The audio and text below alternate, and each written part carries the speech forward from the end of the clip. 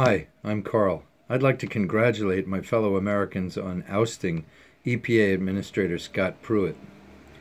When Scott Pruitt was the Attorney General and then the Governor of Oklahoma, he became infamous for his fighting the EPA.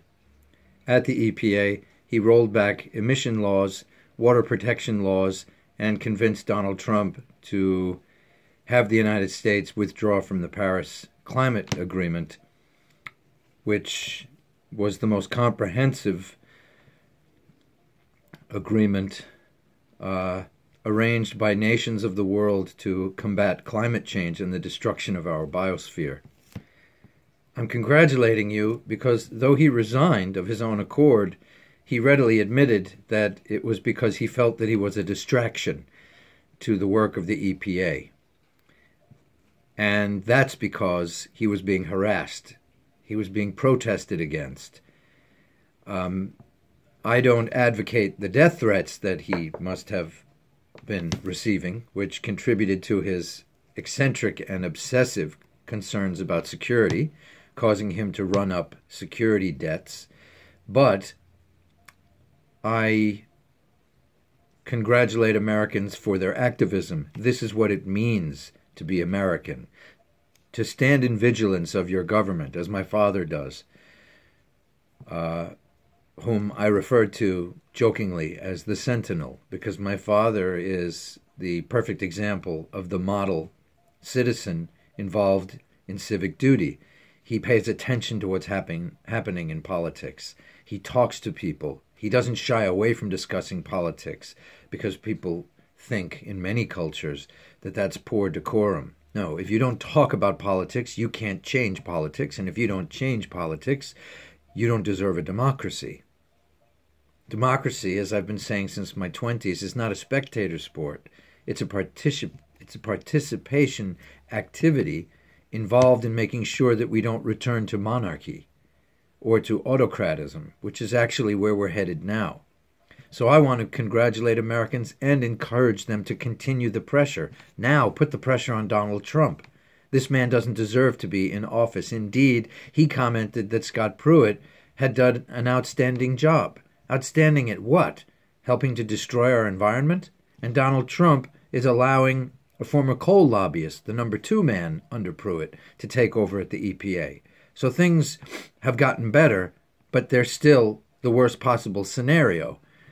We have people at the EPA who are trying to destroy the environment in the EPA. Next, we have to get rid of this president because he has expressed interest in no term limits for himself. He has expressed interest in pardoning himself. He has lawyers writing briefs to protect that notion. And let me make this clear to you and give credit to Dr. Timothy Snyder of Yale, from whom I learned these ideas. A president who wants to be a sovereign means you lose your right as a citizen to be a member of a democracy. You, in essence, become a subject of a king. That's how serious this is. And with Donald Trump now poised to pick a replacement for Anthony Kennedy, you can be damn sure he's not just looking for a replacement who will help destroy a woman's right to choose. He will pick a Supreme Court justice who might give a rubber stamp to Donald Trump's lawyers and whatever spineless congressmen support Donald Trump in pardoning himself. He will also look for a Supreme Court justice who will assist him in his efforts to fire Deputy Attorney General Rod Rosenstein so that the Mueller investigation can go away. There is nothing